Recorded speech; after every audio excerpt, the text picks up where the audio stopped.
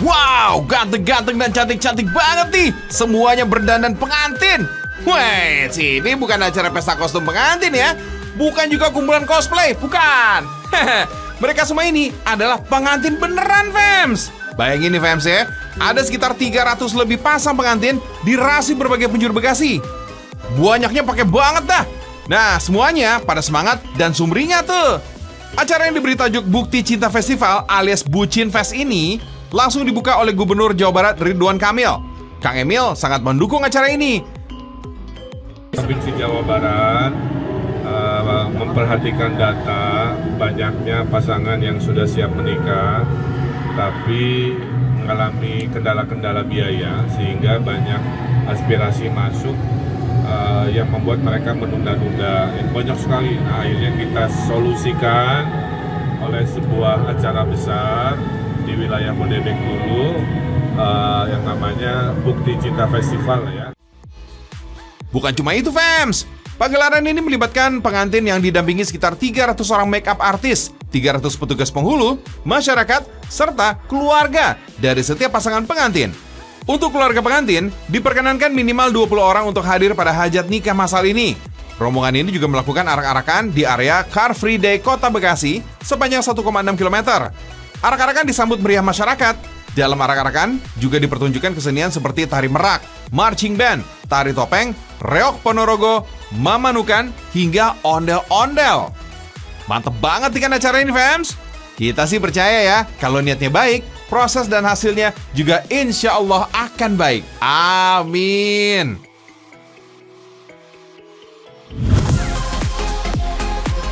Satu lagi nih, kebanggaan warga Bekasi. Apalagi kalau bukan Stadion Patriot Candrabaga yang ikonik di kota Bekasi. Stadion ini dipermak alias direnovasi besar-besaran pada tahun 2012 lalu. Dan hasilnya jadilah sebuah stadion bertaraf internasional. Nah, stadion ini juga sudah sesuai dengan standar rekomendasi Deserasi Sepak Bola Asia atau AFC. Dan juga Komite Olimpiade Internasional atau IOC. Dan juga FIFA, Federasi Sepak Bola Internasional. Mantap gak tuh, fams? Stadion ini mampu menampung sekitar 30.000 penonton. Wih, ini sih hitungannya udah termasuk stadion kedua terbesar di Jabodetabek nih. Keren!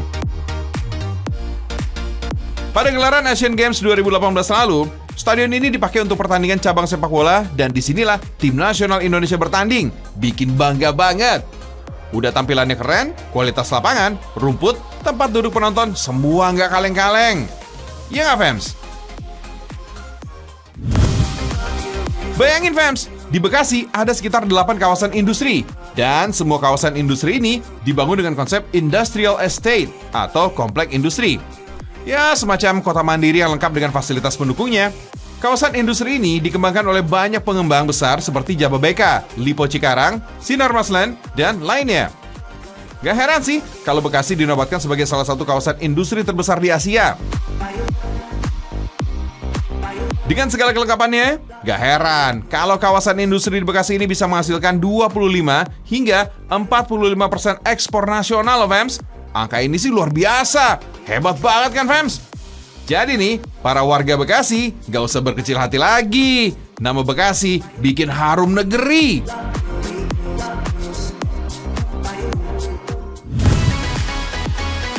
Kalau ngomongin industri, pasti nggak akan terlepas dari hal yang satu ini nih, fams. Yap, tenaga kerja atau buruh. Tapi tahu nggak, fams? Kalau upah minimum kabupaten atau kota daerah Bekasi digadang-gadangkan termasuk tertinggi di Indonesia loh. Bahkan Bekasi mengalahkan Jakarta dalam hal UMK.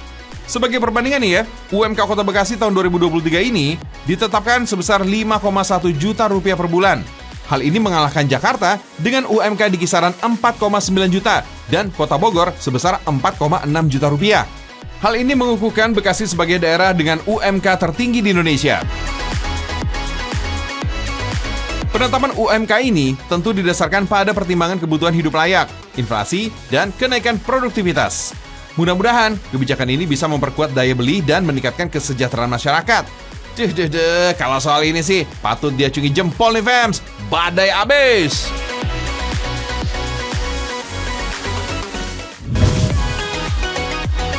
Ada satu lagi nih dari Bekasi yang bikin bangga, fams.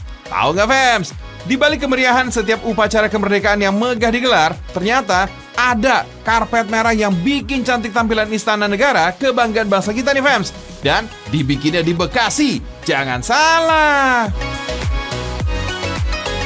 Karena ukurannya jumbo, pasang karpet di Istana Negara harus dikerjakan keroyokan. Wah, seru.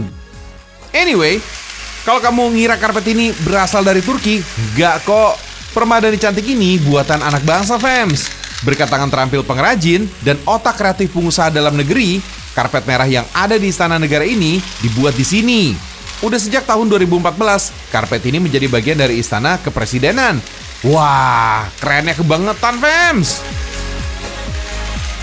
Satu contoh Istana Negara ya sebagai lambang negara kita ini menggunakan karpet produksi lokal, bukan dari impor.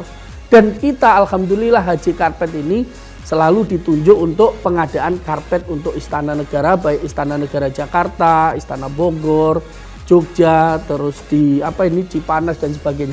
Itu artinya apa? Produk lokal itu tidak kalah dengan produk dari luar. Cuma untuk merubah image inilah yang diperlukan.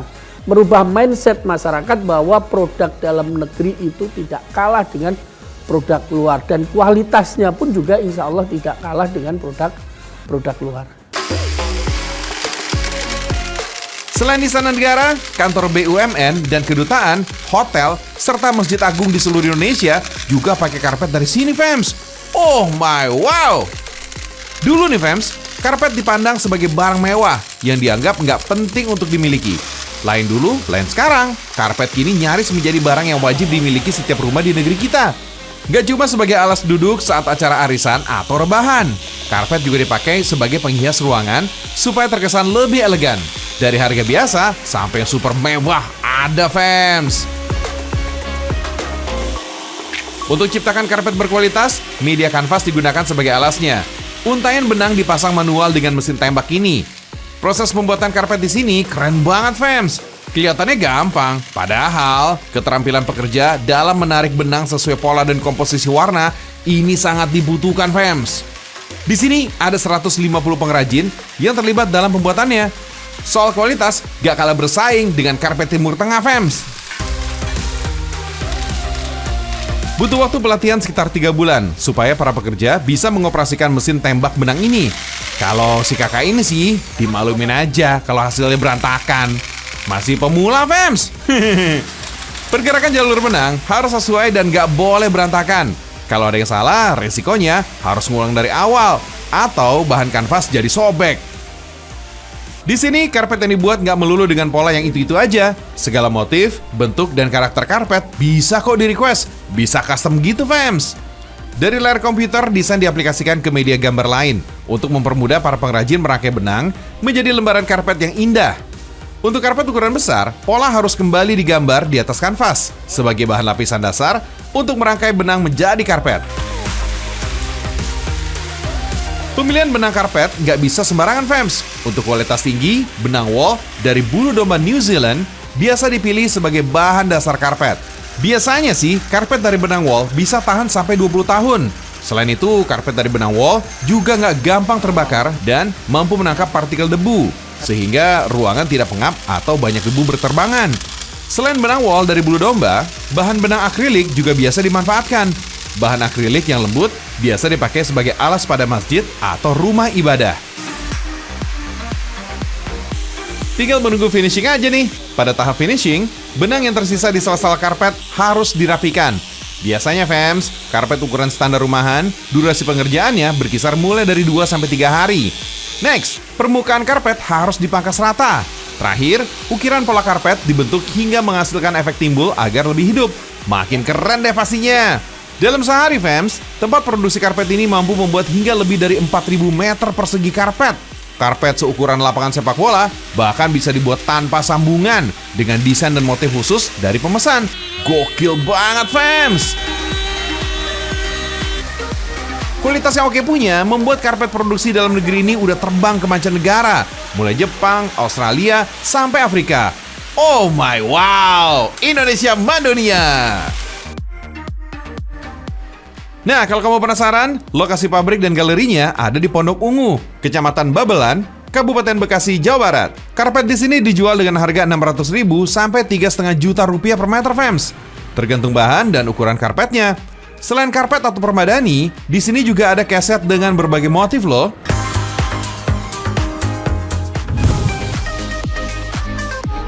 Yoi fams, ini dia nih kuliner spesial buat kamu nih fams. Sajian fenomenal yang udah eksis lebih dari setengah abad. Kalau lagi di Bekasi, rugi nih kalau nggak datang nyobain. Ini dia nih kuliner spesial buat kamu. Sajian fenomenal yang udah eksis nih lebih dari setengah abad. Hasil pangan laut Nusantara ini disebut dengan mangut kepala manyung. Iya fams, menu raksasa ini cuma setengah bagian dari kepala ikan loh. Widih, super jumbo. Dengan rendaman dan siraman kuah rempah super pedas, daya tarik mangut manyung super jumbo ini fams makin menggoda buat disantap. Sikat fams. Di mata dunia internasional, Indonesia ini emang sumbernya berbagai kuliner lezat. Gak jarang, aneka menu masakan asli Nusantara dinobatkan banyak lembaga dunia sebagai yang ternikmat seantero jagat. Bangga deh pastinya. Padahal, banyak di antara menu masakan kita ini justru tampil sederhana. Cita rasanya yang kuat di lidah ini jadi rahasia umum nih, yang mampu membuat hati jadi terpikat. Nikmatnya dapat banget fams. Dari sekian banyak sajian nikmat tanah air, mangut kepala manyung ini jadi salah satu yang paling berkarakter. Masyarakat Semarang di Jawa Tengah ini pasti bangga banget nih punya hidangan khas legendaris yang bisa mengguncang dunia perkulineran ibu kota. Eksis sejak tahun 1969. Resto Kepala Manyung Bufat ini, fams, ini nih gak hanya menyediakan menu spesial mangut kepala manyung aja. Di sini juga ada puluhan menu rumahan lainnya yang bisa melepas rasa rindu akan masakan kampung halaman. Sedap. Nah ini dia nih fams, aneka menu unggulannya. Mangut kepala manyung udah pasti, tapi ada juga nih menu nikmat pendampingnya. Ada kikil mercon, cumi hitam, gimbal udang, garang asem, tumis daun dan bunga pepaya, serta 4 jenis sambal Nusantara. Inovasinya ada menu kalengan juga nih fams. Praktis dan cocok deh buat kamu yang suka traveling. Sebenarnya sih fams, satu porsi mangut kepala manyung ini ukuran jumbo bisa disantap untuk 4 orang. Kalau sanggup, ya silakan, dihabisin sendiri juga boleh kok. Maklum deh fams, bobot kepala manyung jumbo ini gak kira-kira antara 2 sampai 4 kg seporsinya. Wah, walaupun hanya kepala ikan, jangan dipikir nih isinya cuma tulang doang. Daging yang tersembunyi di dalamnya ini justru banyak banget fams. Sensasi mengorek daging di antara sela-sela tulang ini so pasti jadi kenikmatan tersendiri. Oh iya, daging kepala ikan manyung ini memiliki tekstur yang komplit. Daging utama ini terasa lembut dengan sentuhan kenyal yang bikin nagih. Aroma smoky yang dominan ini ngebuat ciri khas amis ikan ini jadi nggak berasa sama sekali fams. Yang tersisa ini cuma ya tinggal nikmatnya aja. Nah, buat kamu suka pedas nih, sentuhan kuah santannya ini juara banget fams. Label pedasnya ini di atas rata-rata. Tapi kamu juga bisa kok meminta kuah yang nggak terlalu pedas. Jangan lupa ya, hidangan lain pelengkapnya ini juga nggak kalah nikmat. Sayur tumis daun bunga pepaya, wah nggak ada rasa pahit-pahitnya. Enak banget fams. Oh iya fams, ikan manyung ini adalah ikan laut yang masuk ke dalam jenis ikan berkumis. Ikan yang bisa tumbuh hingga ukuran lebih dari 1 meter ini fams, sering diolah menjadi ikan asin. Orang-orang sih mengenalnya dengan sebutan ikan asin jambal roti. Oh itu toh. Di Jawa Tengah, ikan ini diolah dengan cara mangut, alias teknik memasak ikan ataupun daging dengan cara diasap. Proses pengasapan ikan ini udah dikenal sejak zaman nenek moyang dulu fams. Tujuannya ini untuk mengurangi kadar air pada ikan hingga membuatnya awet alami alias tahan lama. Teknik pengasapan ikan konon ditemukan secara nggak sengaja. Pada masa lalu, orang mengawetkan ikan dengan cara dijemur di bawah terik matahari. Saat musim hujan, ikan terpaksa dikeringkan dalam batuan panas api. Siapa sangka, hasilnya ternyata jauh lebih enak dengan aroma asap yang jauh lebih menggoda. Lebih enak fams. Mantap kan?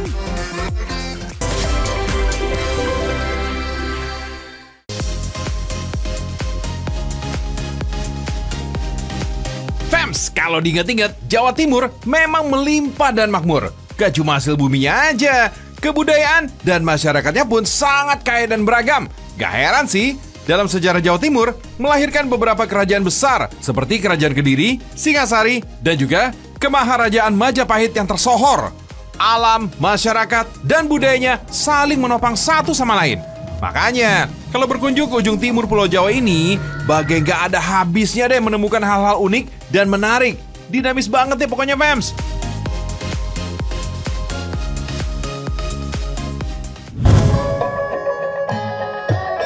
Nah, kayak yang ini nih, rame banget. Ada apa ya orang-orang ini pada ngumpul ya? Fams, ini dinamakan Festival Gandrung. Hajatan ini rutin digelar setiap tahunnya. Ini jadi bukti betapa cintanya generasi muda dengan budayanya. Gending Jawa juga digunakan untuk mengiringi pertunjukan tari tradisional ini.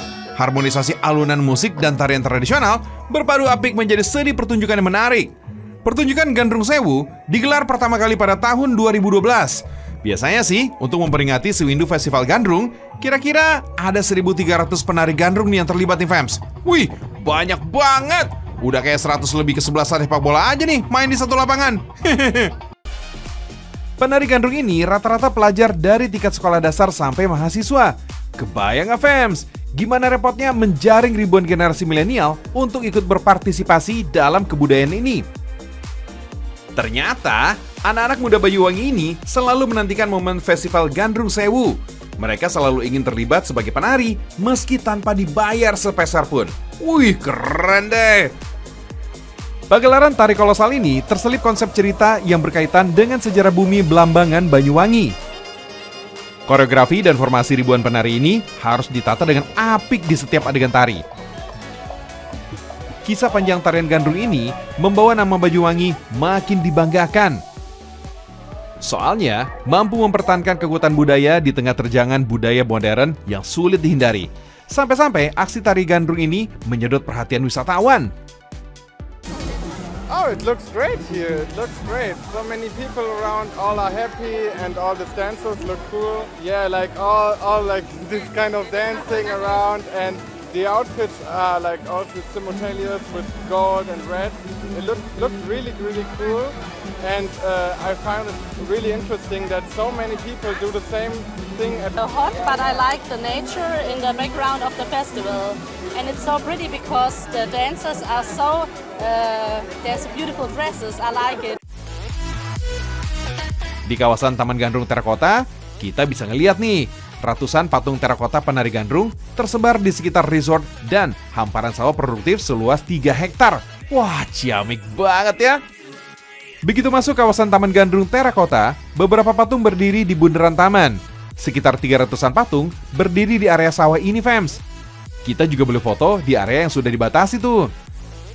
Patung ayam mengerami anak-anaknya juga mengelilingi patung penari gandrung. Katanya nih, fams, patung ini memiliki filosofi masyarakat Banyuwangi yang saling mengayomi. Selain itu, patung penari juga ada di kolam. Ada patung yang berdiri seluruh badan, tenggelam, atau tinggal kepala penari aja yang terlihat. Patung ini bermakna kalau tarian gandrung dulu sempat menjadi primadona masyarakat Banyuwangi.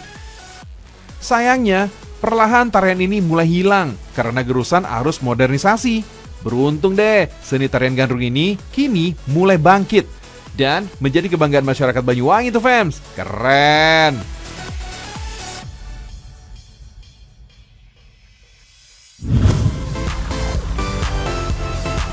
Fams, menikmati tempat wisata di tempat yang punya suhu udara sejuk emang jadi daya tarik tersendiri ya. Seperti destinasi wisata yang berada di kota Pasuruan, Jawa Timur. Pastinya membuat pikiran dan perasaan jadi lebih rileks lagi nih, fams, karena suhu udaranya yang sejuk. Cocok banget kan buat kamu yang butuh liburan di akhir pekan nanti? Sesekali berdiam menikmati alam ini emang memberi hal yang positif untuk tubuh dan pikiran, fams, karena mampu menghilangkan stres dan memperbaiki kesehatan diri kita secara bawah alam sadar, fams.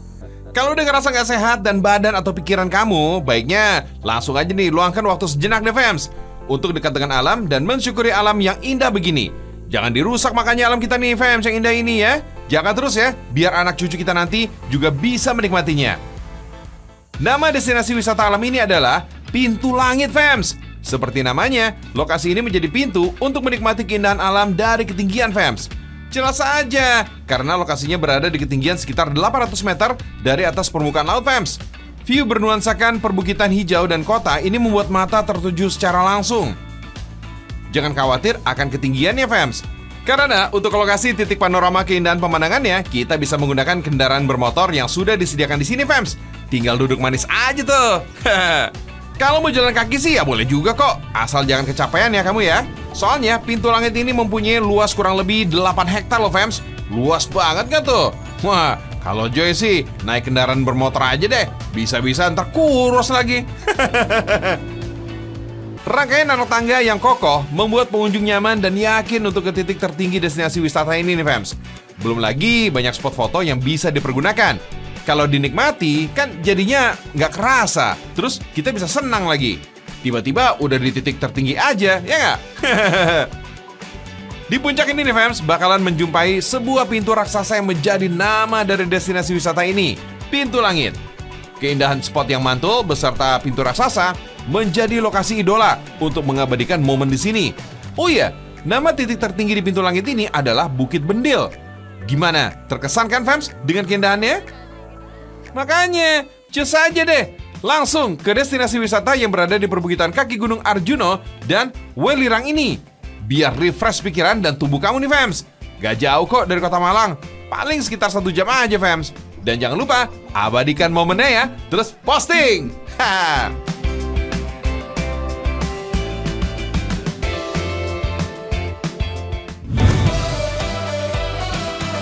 Kalau ada pintu, mungkin aja ada jendela juga nih fams. Dan ternyata, bener aja. Ada juga nih tempat wisata yang namanya Jendela Langit. Lokasinya ada di lereng Gunung Arjuno dan Gunung Ringgit. Kalau soal pemandangan, wah pasti ciamik fams.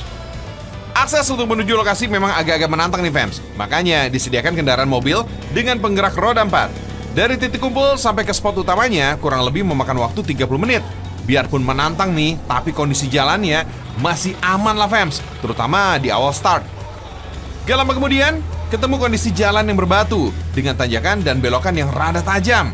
Nah, karena jalurnya seperti ini, jadi nggak disarankan nih untuk menggunakan kendaraan pribadi. Ya, mendingan naik mobil off-road aja, udah pasti seru kan?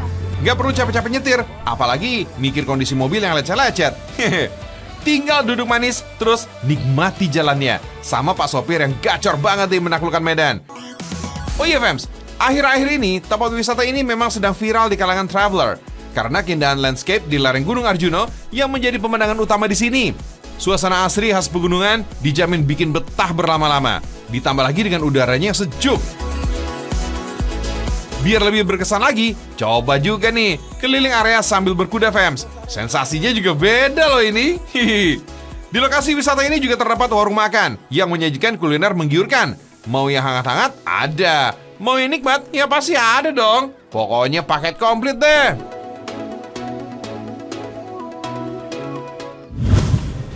Loh, kok pakai pengarah suara gitu? Kayaknya ada sesuatu yang penting nih fams. Ini pengumuman apa ya? Atas nama konfirman bel. Jangan-jangan koordinator demo lagi.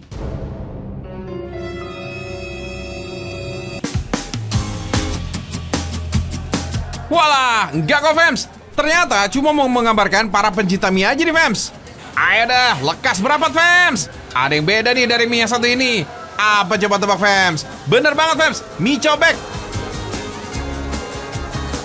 Sesuai namanya nih, mie cobek. Disajikan ya menggunakan piring cobek tanah liat fams. Padahal cobek kan biasanya digunakan untuk membuat sambal ya. Emang deh, mie yang merupakan olahan dari bangsa Tiongkok ini menjadi makanan yang nyaman banget untuk dinikmati fams.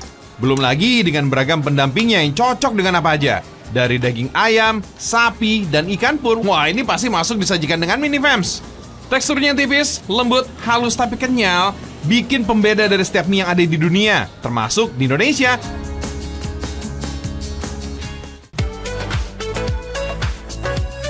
Dalam sejarahnya, mie bermigrasi dari seluruh Asia fams. Dari Cina ke Jepang, Korea, dan masuk ke Asia Tenggara termasuk Indonesia. Mie sendiri juga jadi salah satu makanan yang banyak digemari oleh masyarakat Indonesia. Di negeri kita Indonesia tercinta ini pun, di beberapa daerahnya memiliki mie yang menjadi ciri khasnya.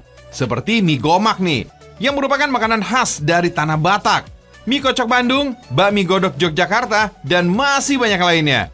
Tentunya dong, semua lezat-lezat dan mempunyai rasa yang berbeda-beda. Mie cobek ini merupakan salah satu inovasi dari perkembangan mie di Indonesia nih fams. Memasak dengan tanah liat ini mempunyai kelebihan fams. Salah satunya, menyeimbangkan rasa dan mengurai tingkat keasaman makanan. Sajian mie yang unik ini emang bikin menarik perhatian pencinta kuliner ya fams, terutama pecinta mie. Apalagi buat yang suka pedas nih, jangan khawatir ya fams. Mie-nya juga bisa di-request sesuatu tingkat kepedasan yang kamu mau. Wait, tapi kalau dilihat-lihat nih, mirip dengan spaghetti ya. Karena tekstur mie-nya yang tipis-tipis begini nih fams, jadinya mirip. Ini mie kok fams.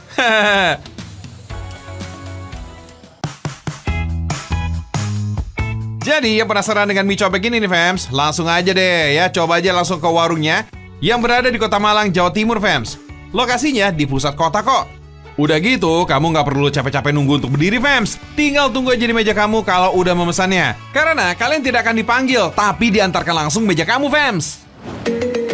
Uniknya nih, manggilnya make toa fams, karena biar semuanya bisa kedengeran. Nama Joy mana nih? Dipanggil nggak ya? Pastinya menu andalannya si mie cobeknya. Toppingnya pun juga nggak kaleng-kaleng banyaknya nih fams. Kalau harga, dijamin ramah dengan kantong deh. Kalau kelezatan ini sih gak usah ditanya nih fams. Joy jamin nikmat dan bakal ketagihan deh. Mau selain mie, ada juga kok. Gak usah khawatir pokoknya. Langsung aja, cus meluncur dan cobain biar gak penasaran.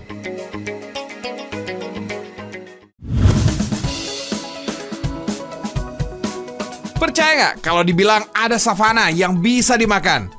Gak percaya? Ini dah, kenalin nih, namanya cake savana.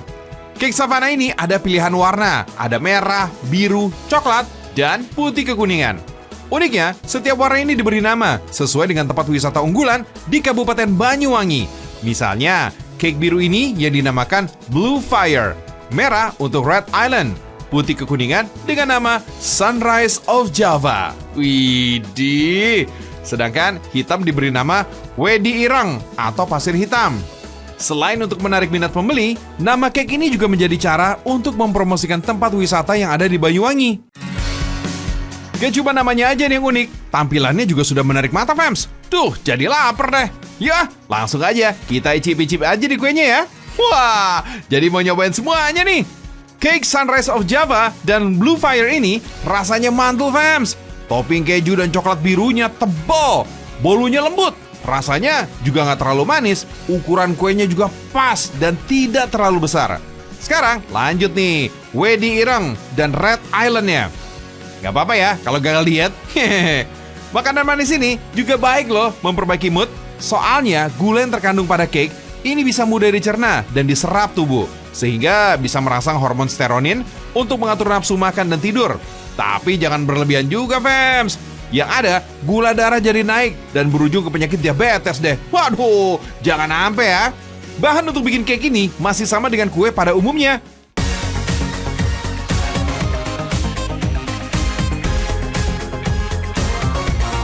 Tinggal kocok semua bahan kue dengan mixer. Aduk dengan kecepatan lambat supaya semua bahan tercampur rata. Tambahkan juga di kecepatan mixer sampai adonan berubah warna menjadi putih ya. Lanjut, masukkan pisang ambon yang sudah dihaluskan. Aduk kembali dengan kecepatan lambat ya fams. Masukin deh tepung terigu dan vanili. Terakhir, masukkan margarin cair. Untuk mencampur margarin, kita juga punya teknik nih fams. Campurkan sedikit adonan ke dalam margarin cair ya. Kalau udah kental, baru deh masukin kembali ke dalam adonan tadi. Teknik ini bisa dipercaya, bisa membuat tekstur kue menjadi lebih lembut dan harum.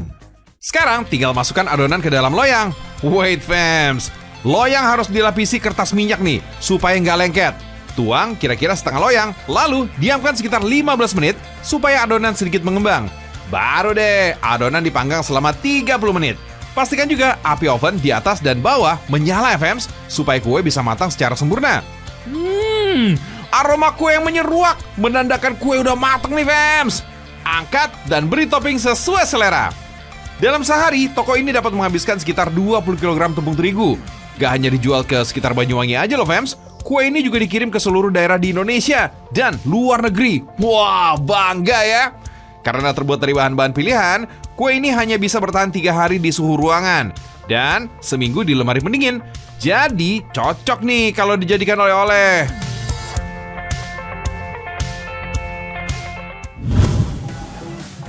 Wih, tariannya elok memukau fams. Tari Gambyong Pareanom. Ini merupakan tarian penyambutan fams.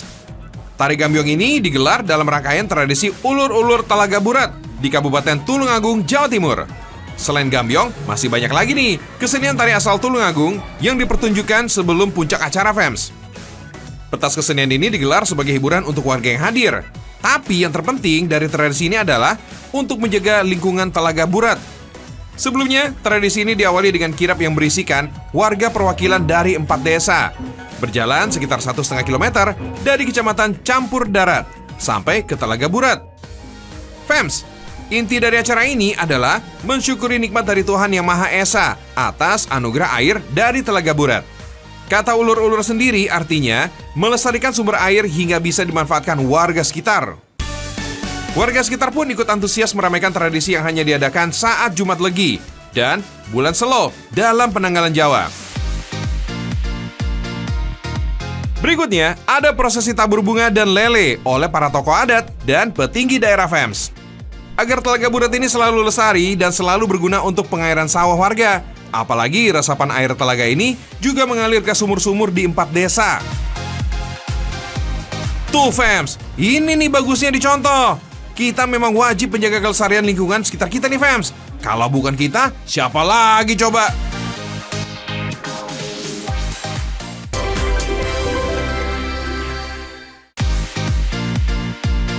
Kalau udah 45 menit, saatnya berpisah nih FEMS. Tetap nonton Ragam Indonesia ya, karena Ragam Indonesia, satu Indonesianya berjuta kekayaannya. Bangga!